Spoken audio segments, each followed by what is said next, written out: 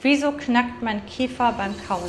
Das ist wirklich multifaktoriell bedingt. Es gibt natürlich eine gewisse Disposition, wenn man sehr viel mit den Zähnen knirscht, mit den Zähnen zusammenkommt, ohne dass es notwendig ist, dann wird das Gelenk überlastet. Aber es kann natürlich auch sein, dass Ihnen Zähne gezogen worden sind, die Belastung einseitig ist, dass die Kiefer nicht gleichmäßig belastet werden und dann kommt es zur Verschiebung. Dann verrutscht im Prinzip das Gelenkkissen und das Verrutschen des Gelenkkissens bzw. das wieder hereinrutschen, das verursacht das Knacken. Man sollte das Knacken möglichst nicht machen.